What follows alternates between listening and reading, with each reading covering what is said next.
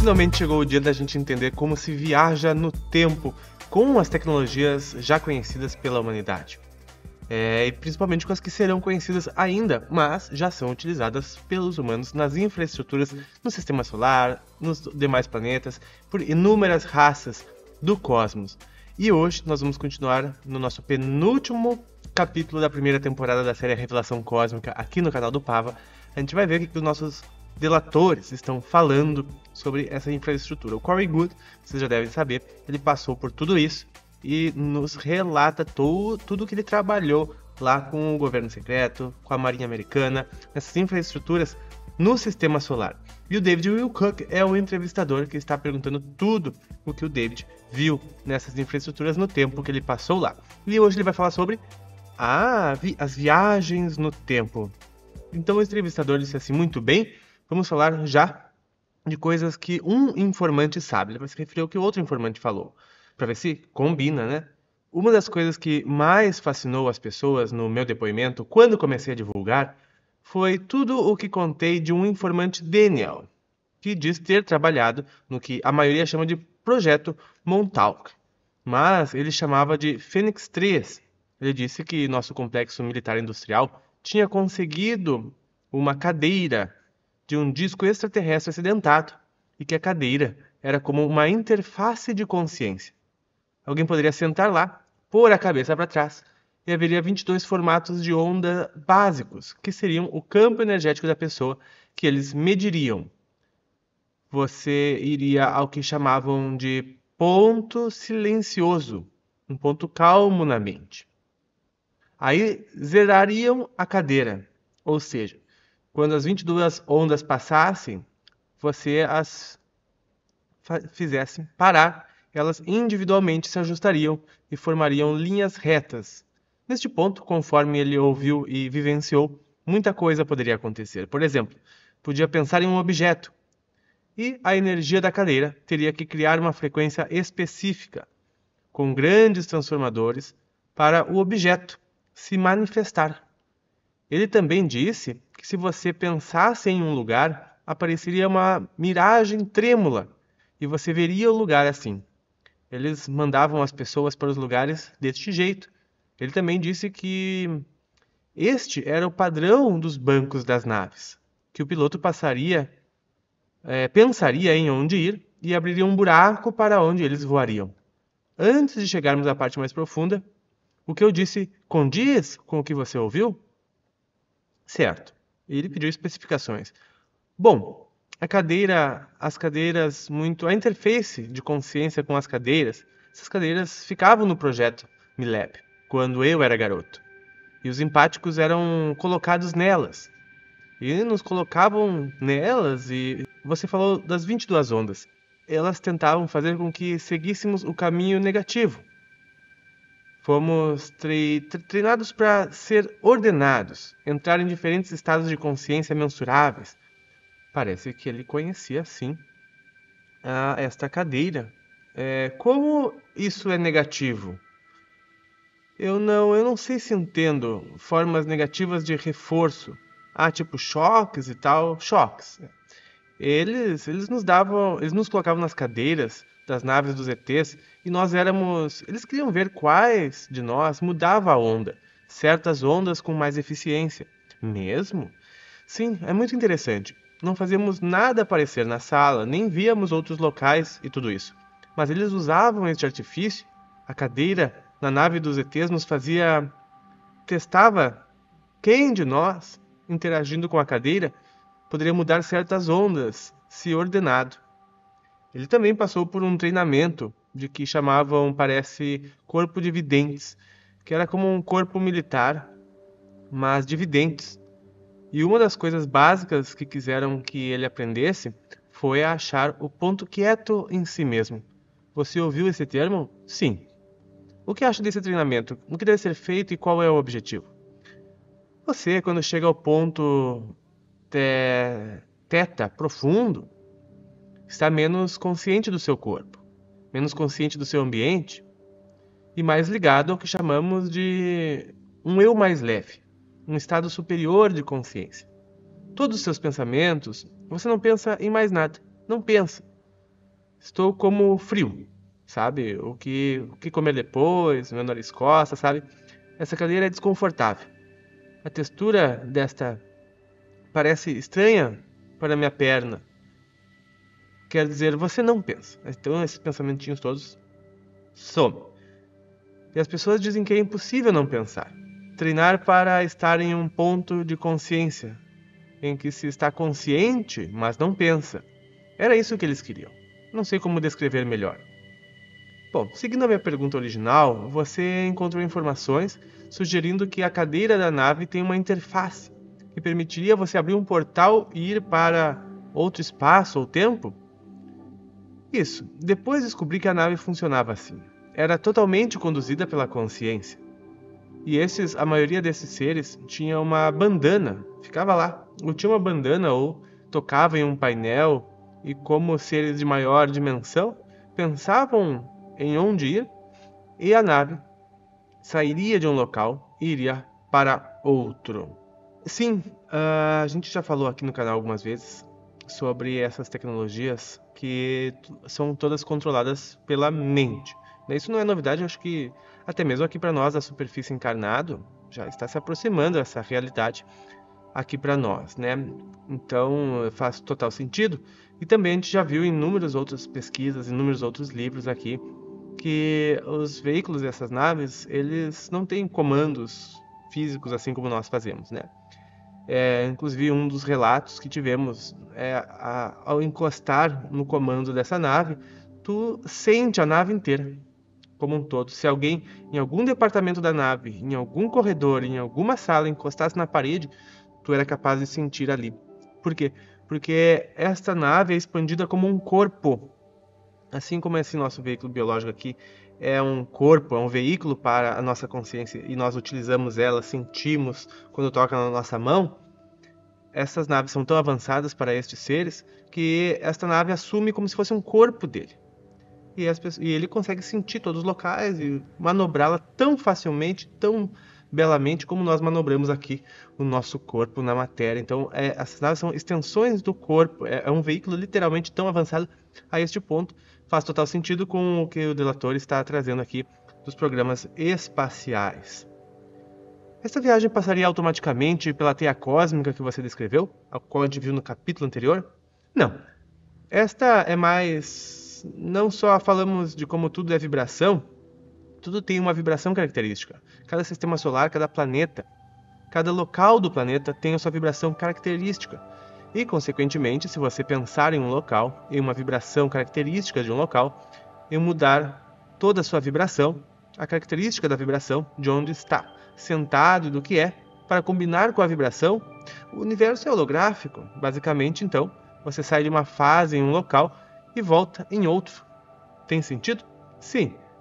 Nos livros de Carlos Castaneda, Dom Juan, o xamã original, tem um cara chamado Cachorra, e ele ainda está por aí. Cachorra disse, e parece que é fato, que alguns xamãs podem aprender a se teletransportar. E eles fazem isso com uma experiência fora do corpo, astral, e consolidam um local com força suficiente a ponto de ficar estável, imutável e sem ter fluxo.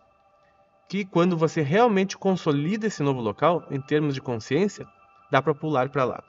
Faz sentido também porque a gente já viu em inúmeros livros, até mesmo da profecia celestina, e a 10ª profecia, e o segredo de Shambhala, aonde monges, né, fazem bilocação, que conseguem se teletransportar e assim eles utilizaram para escapar de ataques aos monastérios. Então, também está de acordo. É assim que alguns seres viajam assim.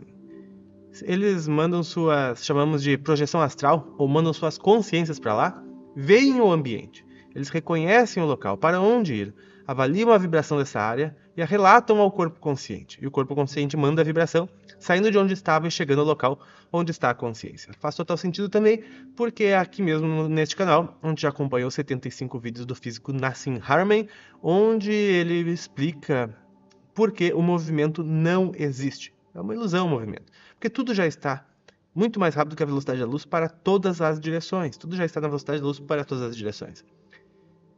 E com isso não existe se movimentar de fato no universo. Nem esse vídeo que tu está vendo é movimento. São 30 quadros, um aqui, outro aqui, outro aqui, outro aqui, outro aqui, outro aqui, outro aqui. O que acontece se a gente olhar quanticamente, para qualquer átomo no universo, ele pisca. Por quê? Porque ele faz a dinâmica do Torus, ele sai no horizonte, que nem uma galáxia retorna pelos polos, retorna ao centro. Quando ele está no centro, ele desaparece, ele some até das telescópios. Para onde foi esse átomo? Ele voltou para o todo, para o universo. E ele informou para o universo onde ele tem que ser reconstruído. E ele é reconstruído aqui e volta. Ele sai, experiencia a vida e volta, que nem nós, né? Ao nascer e morrer. Mas acontece essa dinâmica e aonde vai o átomo? Que ele só metade do tempo está na nossa realidade. Para onde ele vai? Ele retorna ao todo e o todo traz ele para cá. Então ele não se move, porque se tu olhar quanticamente, o que ele fez daqui até aqui, ele foi desconstruído aqui, ele voltou para o todo aqui, foi reconstruído aqui, ele voltou para o todo aqui, foi reconstruído aqui.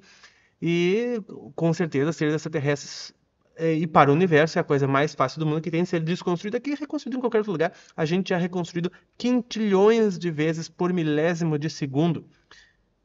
Para o universo, em vez de nos construir aqui, nos construir em Alpha Centauri, não tem diferença. Basta com que a gente saiba informar o vácuo de para onde será a nova reconstrução. Mas esse é assunto para os vídeos do físico Nassim Haramein, que eu vou deixar aqui na descrição caso tu queira conferir. Então, a cadeira na nave é um dispositivo tecnológico que aumenta a habilidade natural? Sim, alguns ETs descobriram como trapacear e conseguir fazer o que alguns seres superiores ou de maiores dimensões fazem para viajar.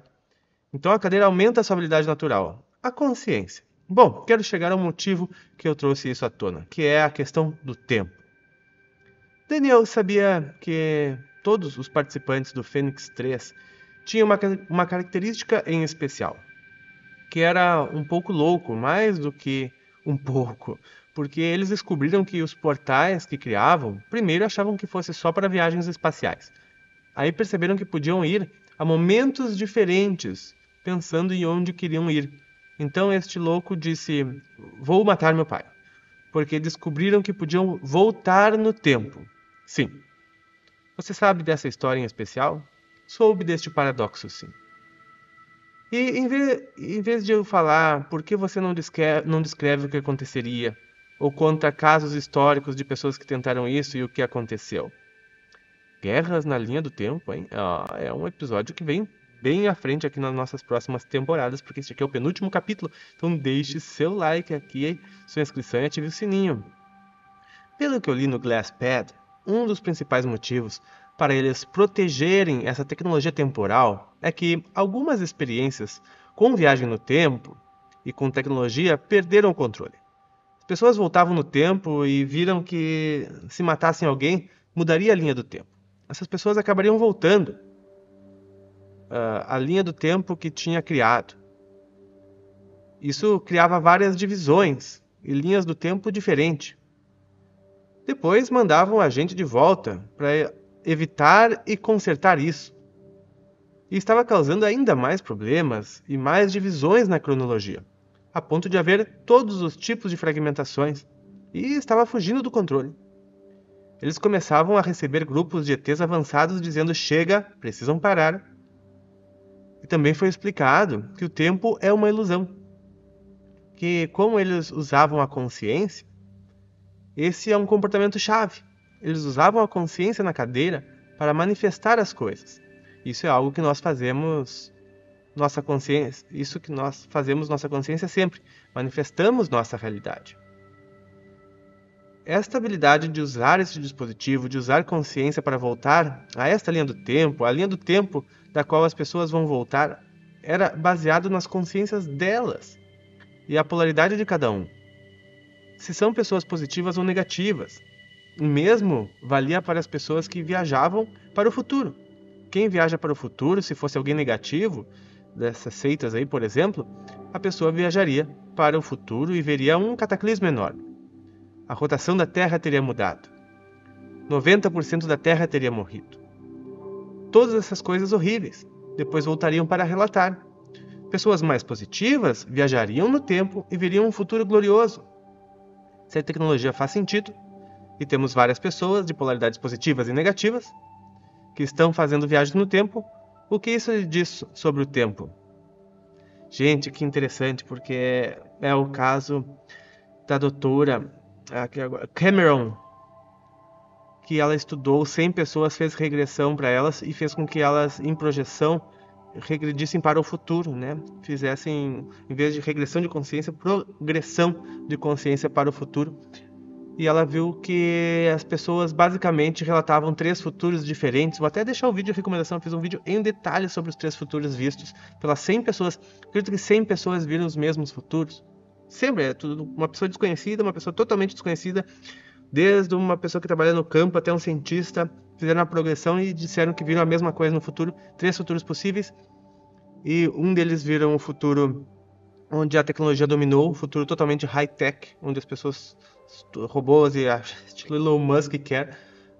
Outra pessoa viu o mundo catastrófico, caótico, né, com destroços, e outro grupo viu o mundo feliz, alegre, com ecologia a mil, tudo levitando, tudo leve, tudo maravilhoso, paraíso na Terra, assim, com muitas raças, muita felicidade, muita alegria, que é o mundo regenerado, né? Então, faz total sentido, porque aqui eles disseram que, veja bem, ele disse que as pessoas negativas, ao se projetarem para o futuro, viam coisas ruins. As pessoas positivas, ao se projetarem para o futuro, viam coisas boas. Ou seja, mostra que cada uma dessas pessoas está construindo o seu futuro de acordo com a sua energia. E que cada um vai para o futuro que vibra. E que cada um pode ir para um futuro diferente. Então, tu está preocupado com as guerras na Terra? Bom, de repente no futuro teu tenha, de repente não.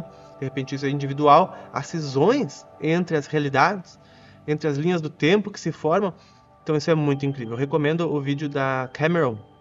Esqueci o outro nome dela. Mas tá fazendo total sentido pra mim e pra ti tá fazendo sentido. Tu está gostando dessa série da revelação? E pra quem me pergunta, eu digo, essa série é totalmente verdadeira. Na minha opinião, tudo isso aqui é verdade. Até porque eu faço projeção astral e vejo tudo isso que ele fala. E ele relata todas essas infraestruturas aí na via física, como um delator que trabalhou nos programas militares secretos americanos e por aí vai. Então, isso é a realidade. Os ETs já nos disseram para parar na época, parar de tentar consertar os problemas do tempo. Porque isso, com o espaço, o tempo é elástico. E que se você tiver um alto, se como um campo de torção, você torcer o espaço, se remover o campo de torção, o espaço vai voltar ao normal. É tipo uma gelatina, né? Mas é tipo um plástico assim, elástico, né? Muda aqui, ele tende a voltar ao que estava. Se você mexer com o tempo, ele vai se consertar sozinho. Vai voltar ao normal. E os cientistas tiveram dificuldade em acreditar nisso. Eles não acreditaram que o tempo era uma ilusão e que ele se consertaria sozinho, que o tempo era um componente importante da consciência. Faz total sentido mais uma vez, né? Porque o tempo ele se auto-organiza, porque um acontecimento no passado gera o futuro, né? Mas como o futuro também já aconteceu, o acontecimento do futuro gera o do passado. Então, se tu alterar um, os dois tendem a voltar. Porque, por exemplo, o futuro altera mais o passado do que o passado. E o futuro altera mais o presente do que o passado. Um exemplo, a maioria das pessoas se movem hoje para, no futuro, ganhar dinheiro. As pessoas trabalham ontem para que semana que vem ganhem dinheiro. Foi o motivo delas. Ou seja, o futuro é o motivo do movimento no passado. Ou seja, o futuro faz o passado mudar. As pessoas estudam 5 anos para, no futuro, estarem formadas. Então é o futuro que faz o passado mudar. Mais do que o passado que faz o futuro mudar. Na verdade, os dois se encontram. O tempo é plástico. Tu faz uma alteração ali, tudo tende a voltar para o local, os efeitos vão reacontecendo, até porque a gente é guiado de acordo com nossa planificação de encarnação cósmica, né? Então é tudo muito interessante, está fazendo muito sentido, está muito certo aqui. Parece que, se voltarmos no tempo na nossa história, existe a lenda dos Anéis de Fada, ou seja, um círculo que parece desde colheita. As pessoas poderiam entrar neles, será que aqueles círculos de plantação? E encontrar pessoas diferentes, elfos, gnomos, duendes, anões, fadas. E uma das lendas dizia que, se entrasse em um dos anéis, teria que sair do mesmo jeito que entrou, senão viajaria no tempo. O que são esses anéis e como isso tem relação com o que falávamos? Ouviu alguma coisa sobre eles? Não ouvi nada sobre eles, mas parece muito com as reuniões da federação. Acontecem em uma anormalidade temporal, em uma bolha. Como você descreveu, você tem, quero dizer, você entra, tem que sair pela mesma trajetória que entrou. Ah, é mesmo? Então esses anéis podem ser espécies de, podem ter sido como essa bolha temporal que tinha lá para observar o que acontecia. Se uma pessoa entrasse e ficasse preso nessa bolha temporal, se não saísse do mesmo jeito que entrou, ficaria preso por séculos. Para eles, podem ter sido minutos. Certo. Como com Rip Van Winkle. Uma das coisas que Henry Deacon me contou foi que o tempo, na verdade, é relaxado. Tem soluços e dá pulos, mas que nós, com o nosso corpo energético, colamos as falhas do tempo. A noção de continuidade é psicológica, mas existem relações entre as fases, entre o sistema solar e outras estrelas ou conjunções, ou coisas assim que causam as falhas, mas parecem não estar num nível onde possamos detectá-las ainda. É verdade em termos mesmo?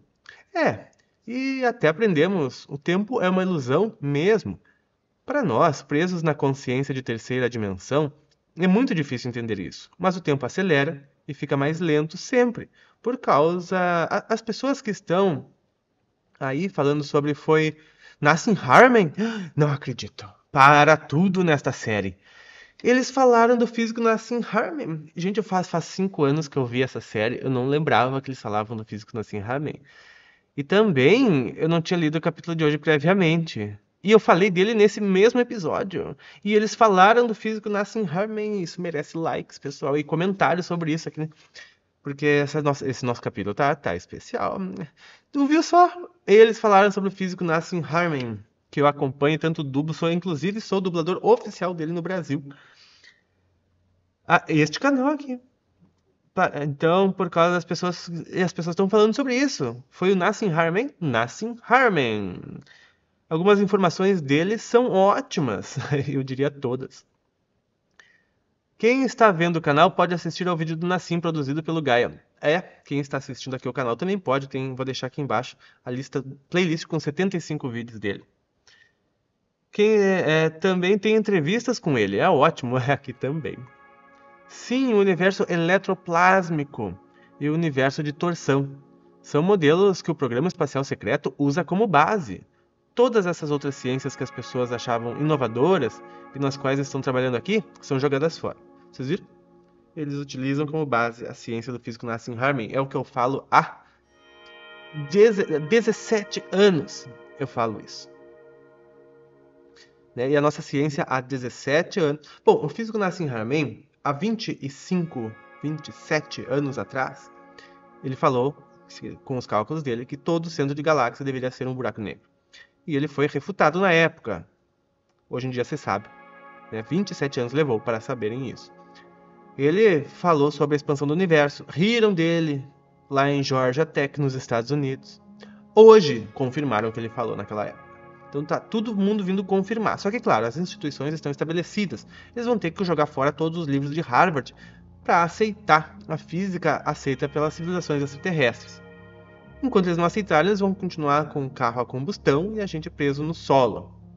Todos esses doutores terão que voltar para a escola. É por isso que eles não aceitam lá em Harvard e no mundo e a clássica não altera.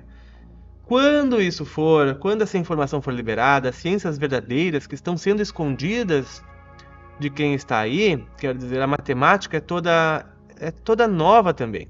Estamos trabalhando com matemática e físicas arcaicas. Mas quando soubermos como tudo isso funciona, entendermos coisas, como porque o tempo sempre se apressa e se acalma, e tem a ver com o efeito de torção das galáxias entre si, o nosso próprio sistema solar, as nossas mentes e como percebemos tudo. Bom, vou lançar uma coisa aqui. Está falando da cadeira de Montauk. Há pouco, Pat Patterson me deu informações fascinantes de que nossas costas, agora na omoplata, tem uma covinha e que todos os nervos se cruzam neste pontinho, que parece ter sido um tipo de criação divina. Ele disse que esses pontinhos eram portais E muitos ETs têm cadeiras com nervos, onde você senta e o nervo fica naquele pontinho ou no seu ombro. Nós as usamos também. Está acenando muito, então pode baixar muitas informações por eles. Por isso toquei no assunto, porque disse que os cientistas terão que voltar a estudar. Pet tinha dito que, por exemplo, um sistema de visão pode ser feito por ali, que muitos bombardeiros que usam não têm janelas para ver por essas portas e ver na sua mente. É visão de telescópio. Ele disse que você pode baixar informações na mente. Já encontrou algo assim? Eu usei a função de download nisso. Interessante. Pelas portas na omeoplata? Pelas covinhas, sim. É a função de download de informações. Isso é muito estranho, não? Como pode? Isso me impressiona. Há várias terminações nervosas nos dedos e nas mãos. Por isso dói tanto quando machuca os dedos, se comparar com um lugar lá que ele mostrou. Muitos dispositivos com interface neurológica têm uma placa de cobre e aço inoxidável com a forma de uma mão, onde você põe as mãos. Ou tem luvas que você coloca com tiras de metal dentro. E isso é usado para você interagir bioeletricamente com a nave e outros dispositivos também. Você ouviu que essas portas nas nossas omeoplatas, pelas quais passam todos os nervos do nosso corpo, têm uma grande interseção? Não ouvi isso. Principalmente quando eu estava no MILAB, MILAB é o laboratório de trabalho lá nas infraestruturas que ele trabalhava.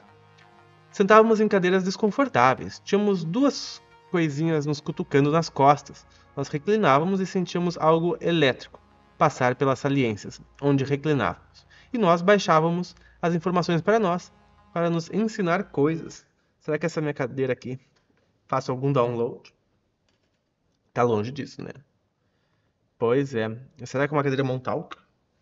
Esse é um exemplo de algo que aconteceu aqui mesmo. Não tínhamos falado disso antes. É um detalhe muito obscuro, específico que você viu. Sim, e eu ouvi que na época eles diziam que todos se educariam assim, um dia. Isso seria maravilhoso. Bom, falaríamos muito mais sobre o tempo. Quero dizer, fazer muitas perguntas para ele, porque este é um assunto vasto. Viagens no tempo, saltos no tempo, é algo que fascina muitas pessoas. E também poderíamos falar do que já falamos antes, que é a Terra Paralela, que aliás é o nosso próximo episódio.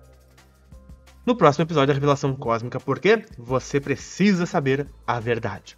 No nosso último episódio da primeira temporada de A Revelação Cósmica, vocês vão ver sobre a Terra Paralela. Esse é o mais curioso de todos até agora da nossa Revelação Cósmica. E se tiver muito like, nós vamos para a segunda temporada da Revelação Cósmica. Agradeço a tua presença aqui, deixe seu comentário, seu like, se inscreva no canal se não for inscrito, nós nos vemos nos próximos. Um grande abraço e até mais!